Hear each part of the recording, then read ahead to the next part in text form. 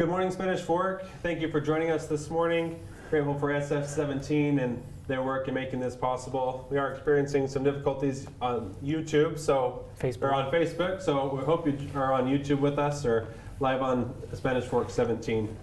Today, to discuss the River Bottoms vision and the transferable development rights, I'm joined with our city manager, Seth Perrins, our community and economic development director, Dave Anderson, and our city attorney, Vaughn Piquel. And these three gentlemen will help lead us through this discussion on what is the proposed transferable development rights program, what that means for residents and property owners, and how that program is going to work. So Dave, why don't you kick us off and tell us a little bit about the program, what it means, and what the proposal is. Nick, thank you. I think it's important to provide a little bit of background as to how we got where we are now with this particular proposal. The question about what should happen in the river bottoms has been asked many, many times, and I think really that's been refined a little bit to where more recently we're asking what should Spanish Fork City plan for in the river bottoms, speaking specifically about development or not development, maybe some kind of combination of both. Lots of different things that could be considered, with those particular questions. And as I was preparing for the conversation today, I found some notes that my predecessor, Emil Pearson, put together after a meeting that he held back in 2005. So, really the conversation that we're having today is anything but new. It's gone on throughout the last 20 years of our history here in Spanish Fork. And in fact, the notes that I have from back then are from a meeting that was attended very, very well. More than 100 people went to the meeting, and just as I glanced through the results of some survey work that was done during that conversation, some things really stood out at me that I think we'll talk a little bit more about today, even relative to more recent input that we've received from the community that ties in directly to what is being proposed now. So for example, one of the questions that was asked, how strongly do you agree or disagree with the following statements? And the first statement there is, preserving land or open space in the river bottoms is important. And incidentally, this meeting, I recognize a number of names on the sign-in sheet for it, was attended primarily, I believe, by property owners in the river bottoms. But again, relative to preserving land or open space in the river bottoms and how important that is, 61 people responded that they strongly agreed that preserving open space in the river bottoms is important. 6 agreed, 1 disagreed, and 2 had no opinion. I think that particular perspective has carried through to input that we've received more recently. So going from 2005 to 2017, which is when our current council gave us direction to kind of ask that question again about what should happen in the river bottoms, what should the city plan for. That kicked off an effort 3 years ago then that I view the TDR proposal as kind of being the culmination of. And again, relative to what led us to this particular tool, the transferable development rights that we'll talk more about in just a second. On a question that was asked in 2017, we received hundreds and hundreds of responses to this question. What are the most important opportunities to consider for the future of the river bottoms?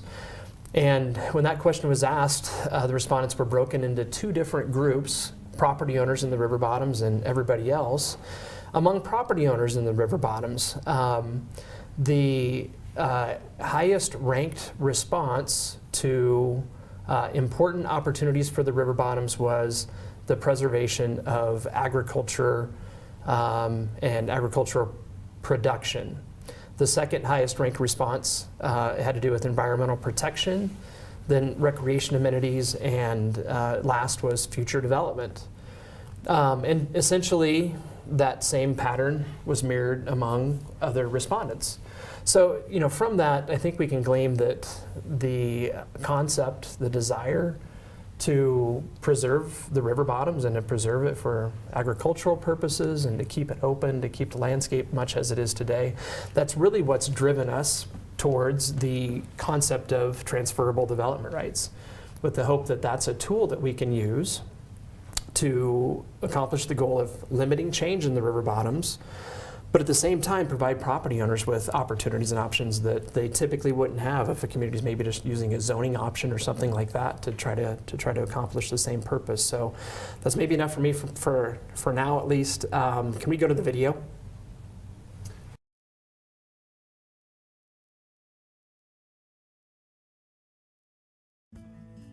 Spanish Fork has long been known as an agricultural community. In 1850, the first settler claimed land in the area and soon after populated it with cattle. Since then, the area has grown its roots in agriculture. The first Utah County Livestock Show was held in 1925, with 3 livestock auctions and agrarian-centered businesses opening in the town thereafter. These farms and businesses not only had an economic impact on the residents of the area, they've had a cultural impact as well. The agricultural landscape, complete with open fields and pastoral landscapes, has strongly influenced the city's sense of place and identity. I'm in the middle of one of the most beautiful places in our community, affectionately known as the River Bottoms. These 1,800 acres are home to farmland that has been worked for more than 170 years. The River Bottoms represents the natural and agrarian heritage of Utah County and provides an opportunity for the community to preserve a piece of its heritage. Areas with the River Bottoms beauty and access to amenities are rare along the Wasatch Front. For those and many other reasons, the River Bottoms has increasingly felt the pressures to change, largely being driven by the tremendous demand for housing in the region. This pressure is exactly why I feel responsible as a council member to do what I can to help preserve this area for future generations to enjoy. That's why this project has become so important for Spanish Fork City. In order to solve these issues, the city has developed a 2-part plan. First, the plan would protect and preserve the river bottoms while protecting the property rights of landowners. Second, the plan encourages development in places in the community that make sense, like downtown or around transit plans. Spanish Fork City believes a unique tool is needed in order to satisfy these diverse desires. This tool is called Transferable Development Rights. Transferable Development Rights, or TDRs, provide a path for Spanish Fork to preserve the river bottoms, provide monetary compensation to property owners, and direct development to appropriate areas in Spanish Fork. The Land Use Academy of Utah has prepared a short video to help explain the concept. What is a TDR? It's not a new app for your phone. It means a transferable development right. A TDR authorizes, by ordinance, a landowner to transfer the right to develop and use land in one area to another property owner somewhere else. There must be specific sending zones to transfer or send those rights to a designated receiving zone. Communities in Utah, by ordinance, can choose to adopt TDRs as a tool in their planning efforts. Communities use TDRs to achieve goals like more public open space in one part of town or more development, or economic growth in another, all without taxing the general public. TDRs give communities a tool to move development potential from areas they may want to preserve, the sending zones, to areas where growth is desired, the receiving zone. The bottom line. This is a policy choice that Utah's communities can make to use to direct growth. But you must have an ordinance to do so, and you must have specifically designated areas that you can send and receive these land use rights. Be sure to read the code on this one. The Spanish Fork program is planned to follow 4 guiding principles. Participation must be voluntary. TDR values must be market-driven. Ample opportunity to sell development rights. And consideration for future maintenance and care. Like other TDR programs, specific sending and receiving areas would be defined. The sending area would be the river bottoms, and the receiving areas would be located throughout the community, where the city can more easily accommodate residential growth. The process property owners would follow to participate in the program is intended to be simple, straightforward, and clear. Here's how it would work. First, a property owner would meet with city staff to determine how many transferable development rights they are eligible to receive. This determination is made based on established formulas and the characteristics of individual properties. If the property owner decides they would like to participate, their next step would be to ask the city to create TDR certificates for their property. These certificates then become the commodity that the property owners could sell to a developer. Additionally, a conservation easement would be created to make it clear that the property cannot be developed. With the certificates in hand, property owners are able to negotiate with potential buyers at their leisure. When the certificates are purchased by a developer and the development of the receiving property is approved, the TDRs have served their purpose. Utah law expressly allows for the use of transferable development rights as a way to balance the rights and opportunities people have to develop with communities' goals to preserve specific areas like the river bottoms. One of the key goals of the program is to encourage continual agricultural operations in the river bottoms. For that reason, special attention will be given to allow for caretaker and posterity homes, the ongoing maintenance of land, the protection of agricultural accesses, and notices about farmers' rights to continue to farm. What I like about the TDR program is that this creates a way to preserve the land, its beauty and use, but also provides for growth in our community, and we as landowners can be part of both solutions. Our family has worked this land for 3 generations, but our children really don't have the desire to follow in our footsteps. This plan creates the way for us to get value out of our property without losing the farm. We're all for growth and progress, but not at the cost of losing this beautiful area. With a TDR, we can get a fair value from this property without ruining it. I like the idea of preserving the natural beauty of the river bottoms. That's one of the appealing reasons for people wanting to move to Spanish Fork. The TDR program gives me a way to be a part of that while giving me some advantages in my projects. I think it's a big win-win. With the Transferable Development Rights Program, it's really a win-win-win. Landowners receive real value for their property without losing it. Developers get an incentive to develop in areas outside of the river bottoms.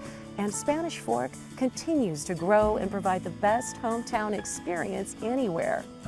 I love my regular walks down this river trail. It's a peaceful reminder of how great we have it here in Spanish Fork.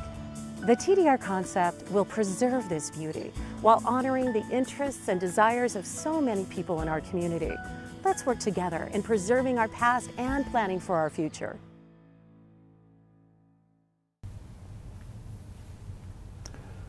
I wanted to give a huge shout out to SF17, Pete Hansen and Travis Bourne for putting that video together, which really sums up the program better than we ever could. But I wanted to follow up on a couple of things there. It mentioned this is a policy choice, doing a program like this. So, Vaughn, what allows cities to do this?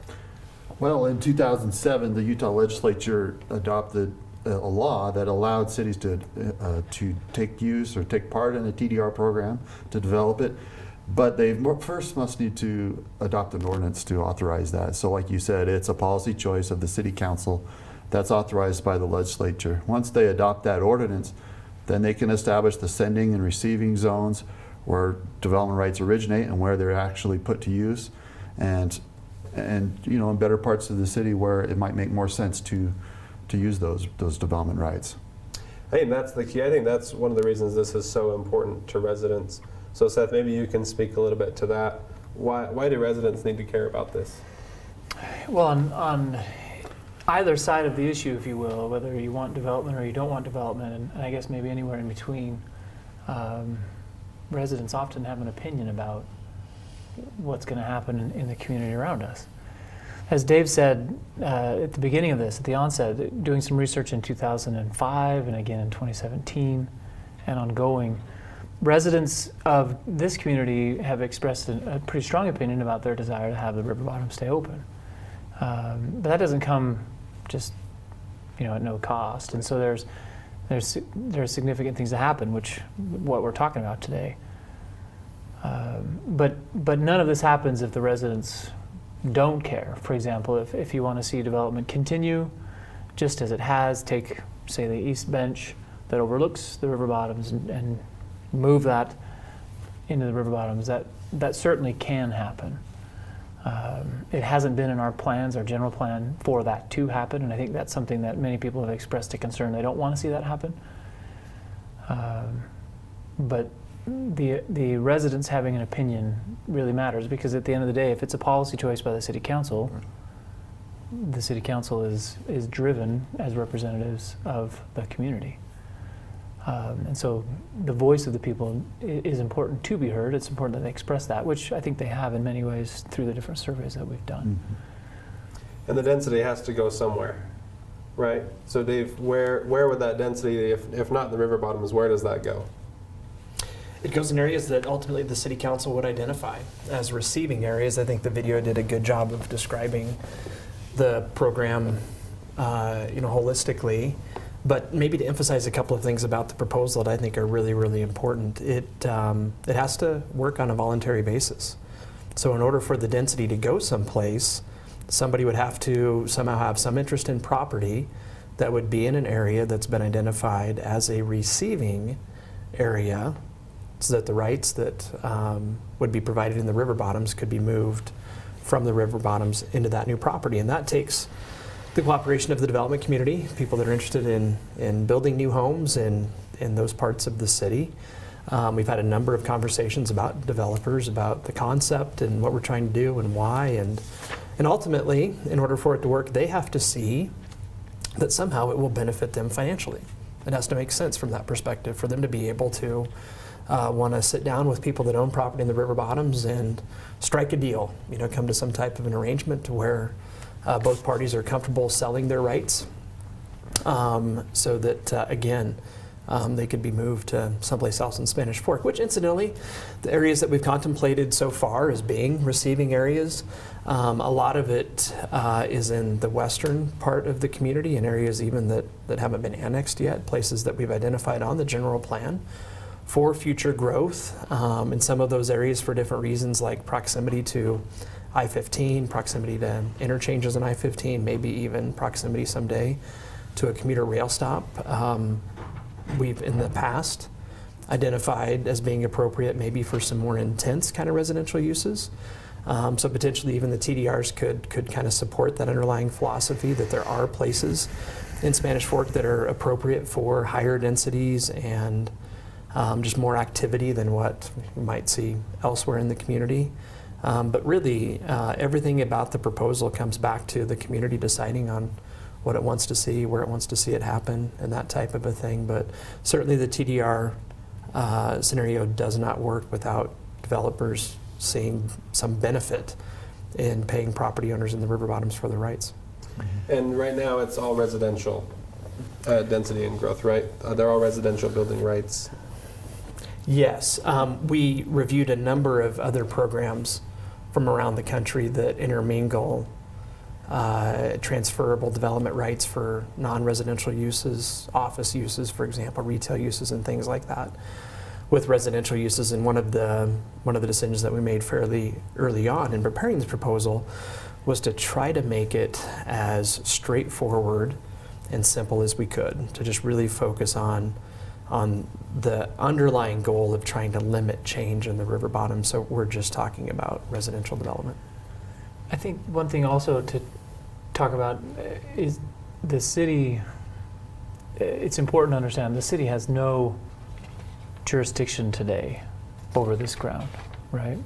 It's not in the city's limits today. Right. But one thing that came out of the 2005 study process that we did that Dave referenced earlier, and something that has been discussed, revisited through the handful of times through the years, is we're not ready for development in the river bottoms. Let me back up. First of all, in 2005, the general plan designation that was put in place probably before then, and then reinforced, if you will, through the 2005 study, was that the general plan for that area, which a general plan means if this area were to be annexed, this is how we see it would be developed, right? So the general plan for the area was that it be agricultural, which is what its current zoning is in the county. Generally, the areas that we're talking about today aren't in the city's limits today, and so we're talking about future stuff. The city council, the mayor and city council actually today have little to say about most of the river bottoms. There's some of the river bottoms that's in the city's limits, about to the golf course, right? Mm-hmm. And then west of the golf course to Main Street, generally isn't in the city's limits. But when we talk about this, it's important to have kind of a baseline that the farmland that is there today has zoning rights given to them by Utah County. And those zoning rights say that they can farm, do various agricultural endeavors, as well as have a home every, 5.25 acres, right? Right. Those are the zoning rights that they have. And throughout the city, if you look at the zoning map, every inch of the city has some kind of a zone that applies to it, whether it's a residential zone or a commercial zone, right? And that tells you and me as the landowner, residents, what our rights are, if you will, to do with that land. And so you start with that base. So this area has a base of being farm and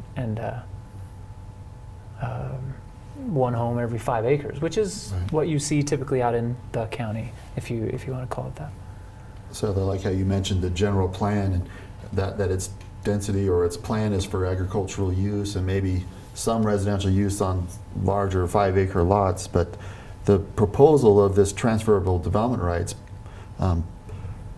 ordinance is basically getting out ahead of that growth before it comes knocking at the doors, and it's an option for city council to consider in effectuating their vision that it's articulated in the general plan.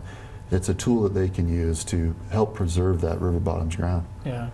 One thing that I've been with the city since 2004, Dave, I can't remember, 2006, 2007.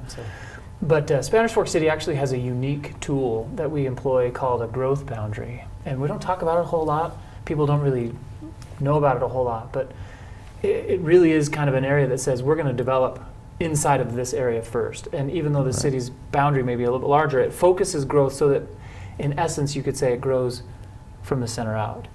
And I bring that growth boundary up because the river bottoms has long been a part of discussions in council meetings that I've been in, where we've talked about stretching that growth boundary and moving it. Where should it move? And I remember even as long as 10 years ago and as recent as 4 or 5 years ago, having conversations about should that growth boundary grow to include some of these areas that we traditionally call the river bottoms, and the answer has been no, no, and no.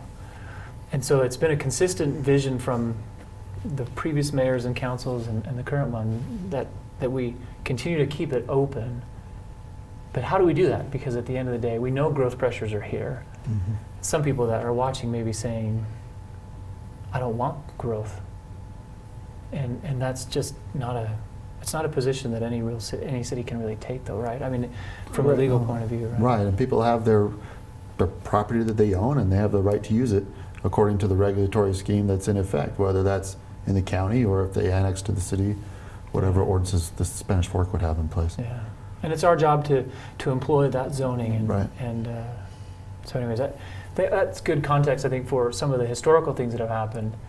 And this isn't a new issue, but we're certainly feeling growth coming closer and closer. And so now is the day where we say, are we serious? And as a community, is this really what we want to do? And if we are, there are a few ways that we can preserve the river bottoms, and this is one of those, and the one that we're proposing today. Right. What would the other ways be? What other options are there?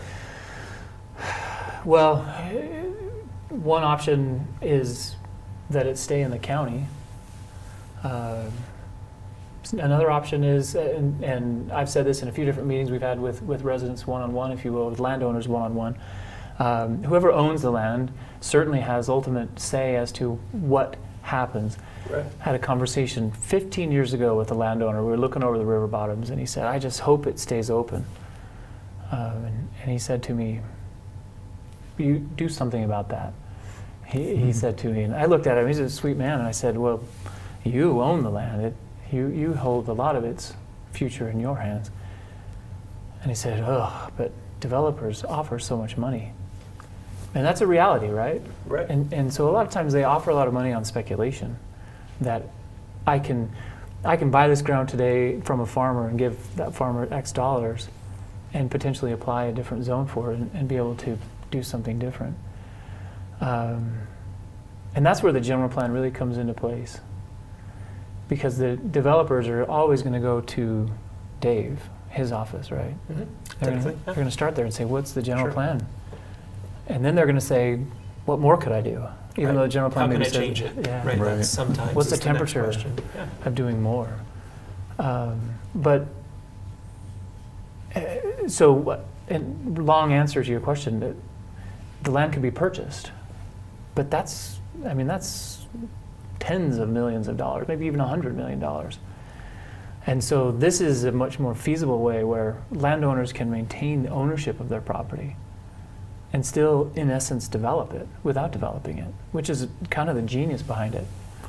And it can be used as farm ground, and people can derive 2, even 3 unique uses out of it while preserving the open space and developing it, but not here in this particular acre that's in the river bottoms, but putting that development somewhere else where maybe it's more appropriate. Like Dave said, those receiving areas. And so that's the proposal today that we're talking about, right? And there may be others, but those are probably the 3 that come to my mind. I don't know if you have any others. I'm not aware of any others. I think you summed that up well. I'll say Park City bonded. This is reality. You can go look at it in the newspapers. Park City bonded to buy some acreage as a city. They bonded for, I don't know, $65 million, something like that. Mm-hmm. I can't remember now the dollar amount. But they put on their ballot, let's vote. Should we bond for X millions of dollars and buy this acreage and leave it open? And that, they have a 20 or 30 year bond that all of the residents are paying for on their property tax to preserve some open space. And that's one way to do it. This is a different way, and this puts the owners of the land really in a driver's seat. If they want to participate, they can. If they don't have to. But they can transfer development rights to somebody else. And with the development climate as it is, Dave, I assume you're getting a lot of questions from maybe developers about the receiving areas and what can I do to get some of these development rights so I could potentially apply those rights here and build more densely here or there. Yeah, certainly there are people that are watching how this evolves and what happens with the proposal very, very closely. Yeah. The key, though, is they have to purchase those development rights from the owners, right? And that's a voluntary transaction between the landowner in the river bottoms and then the developer on the other side of the table. And what's left is land, that the owner still owns their land in fee simple that they can use for agricultural purposes, but still capture that value of development that they won't be missing out on. Yeah, I appreciate that, and I would say that that's both the beauty of the concept, that ideally 2 willing parties would come together, with at least the idea of being able to accomplish this community goal by their interactions and contracts and participation in that type of a thing. Then yet, I want to acknowledge that this is a little bit intimidating. The idea that we essentially are creating a market for some new commodity that's going to be exchanged, and with that and the proposal that we're talking about now, there may be a need to fine-tune some of the numbers and different things like that to make sure that there is an incentive for both the seller and the buyer to participate. That's one of the things that I'm sure we'll talk more about going forward. But it's not necessarily going to be easy, but personally I think it's worth it. And I think we've heard repeatedly from the community that it's a very important thing to try to make happen. I was going to Go say, ahead. did you talk about the units? I can't remember if we mentioned that. I didn't. So maybe just to touch briefly on the current proposal, and this again has been discussed in a number of different forums with several different groups in recent weeks and months. But Seth, I appreciate the way that you described the current rights that property owners enjoy in the county today, to where conceivably you could build 1 home for every 5 acres that you have. And again, with the idea that we need to incent people to participate, to give them a reason to choose another path. So instead of 1 home per 5 acres, for properties maybe that have certain limitations, we're suggesting that a property owner could get 1 home, 1 right that is, for each acre of property that they own. So conceivably multiplying those rights by 5. And for properties that don't have any limitations on them, no particular environmental considerations, that type of thing, 2 homes per acre, 2 rights per acre worth of value is what's proposed right now, creating something between 1,800 and 2,000 rights that would be transferred from the river bottoms ultimately if everybody participated, maybe over the next 20 or 30 years. So that's kind of what we're talking about right now. on the sending side. And then there's some things mathematically that would happen potentially for developers as they buy those rights. So on the sending side, you're saying Yeah. it'd be 5 to 10 times the density that they would have now? That's what's proposed. Okay. Yes, exactly. And maybe saying they'd have access to rights, Right. not necessarily that density right. That word maybe scares people as they hear, wait, did you say density in the river bottoms? No, the idea No, is but those they could- rights they again. could- Yeah, Capture those and then Yeah. and transfer somewhere else. yeah. And the hope is that That's an upgrade. that encourages, right? That gives somebody a reason to sit down at the table and talk. And likewise, there's some things that would happen potentially with development on the other side that it's really just intended to give people a reason to participate. So, for example, if I were a resident of the community and were concerned about the river bottoms and wanted to see it not change, I would need to get very interested in the city making sure that those formulas work and that people have a reason to participate, because everything hinges on that. David, in our traditional zoning, we have numbers like R115, R112, R19. If I have R112, which is a 12,000 square foot lot, not quite a quarter acre, pretty close to a quarter acre lot. Let's say quarter acre. Yeah, that's How many units to the acre is a 12,000 square foot lot zone? You know, is that 2.6? 2.6. Yeah, Yeah. just under 3, something like that. So this is giving those landowners in the river bottoms, at least the proposal as we've got it today, giving them access to almost R112 zoning, right? Exactly. Yes. If they aren't Yeah, in if they aren't. environmentally challenged land. Exactly. And by that we specifically mean floodplains, areas where we as a city in city ordinances have distinct, distinct rules that keep them from doing things today, building too close to the river, if you will, getting in the flood path. I'll maybe anecdotally share this. I was talking to a different landowner of the river bottoms, and he was expressing his frustrations to us. Why are we talking about development in the river bottoms? You should know that this place was underwater in the 50s and in the 80s, and great insight from this farmer who knows the land.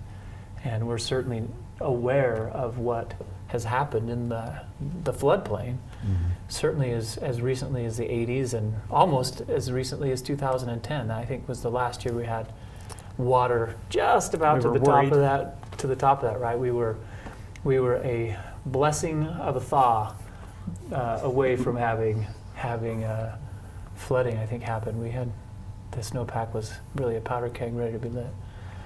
So I think that's really one of the reasons why we're talking about this, right? And if it's environmentally challenged, then they wouldn't have access to the same zoning anyways. So that's kind of a good metric for me as I look at what you're talking about with those rights.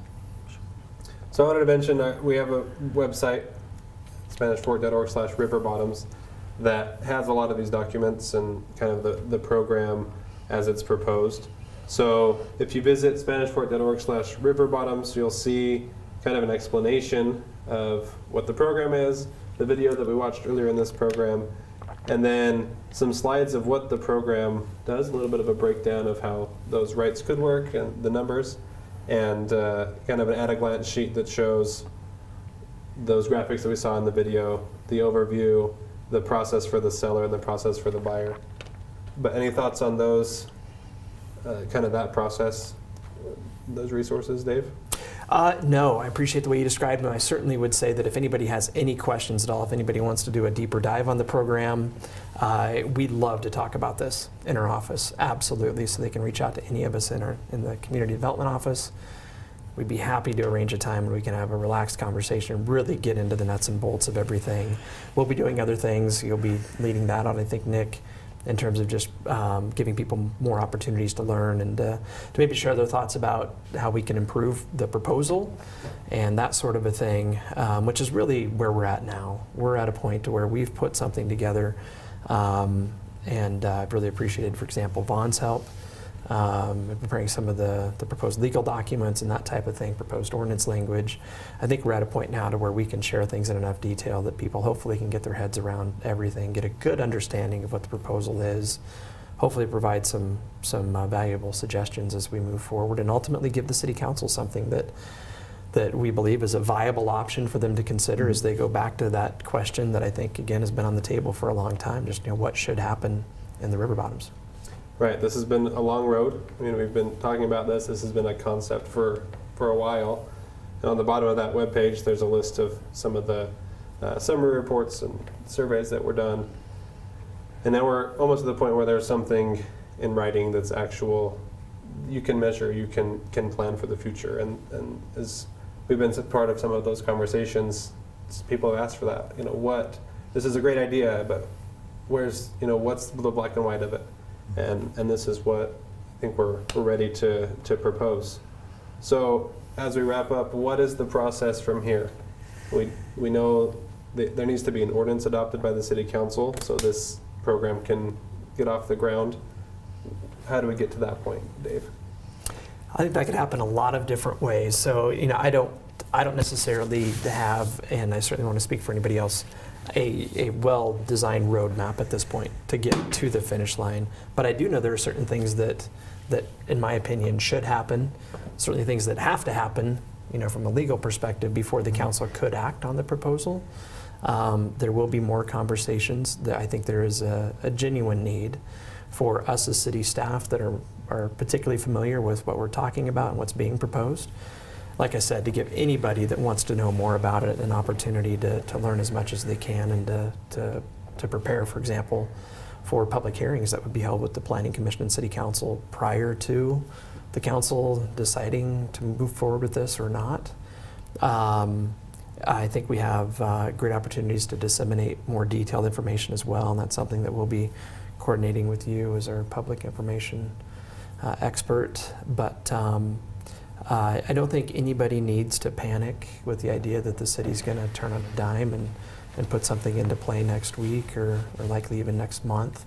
We're now at a point to where I think everybody needs to get as familiar with what's being proposed as they possibly can, and maybe take some time to let that sink in.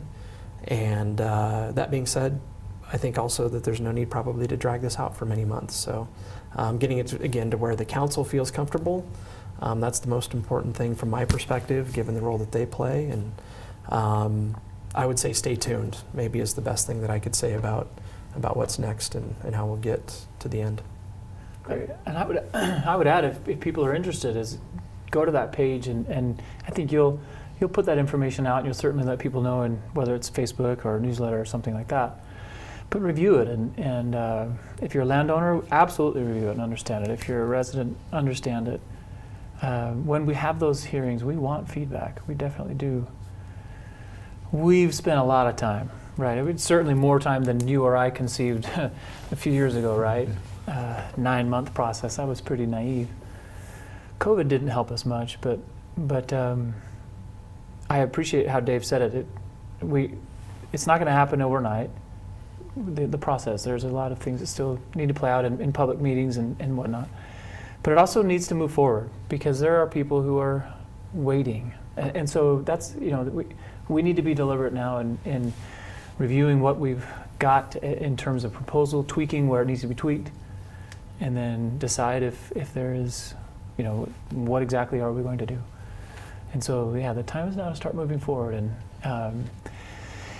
And then areas have to be annexed if they want to participate in it. Like I said a few moments ago, the City Council has no legal jurisdiction over a piece of ground that is not in the city's limits. Right. And so annexation processes have to happen, and those take time too. Those take time. Yeah, those take time. But at least there's a roadmap for those that want it, for those that it works for as far as property owners. Here's an opportunity. If it doesn't work for you, then great. Oh, I tell you, I love that part of it. That is such an important part to this program, and I love it. The voluntary nature. Right. I love that. I think that's essential for the success.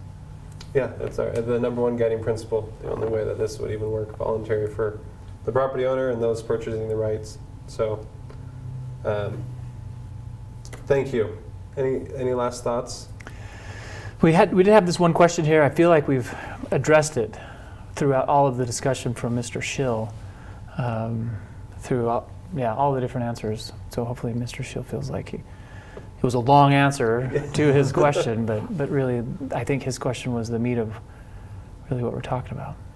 Yeah, and if there's any other follow-up questions as you watch this, get in touch with us. There's a spot on that website to submit some feedback or questions, and you can also get in touch with Dave's office. And we want everyone to understand this program, how it could work, and how hopefully it can help us to preserve the river bottoms. So again, I want to thank you, Vaughn, Dave, and Seth for joining me today. A big thanks to SF17 for letting us use their beautiful studio, and for them that makes this even possible and makes it happen. So have a great rest of your day. We appreciate it. Spanish Fork, take care.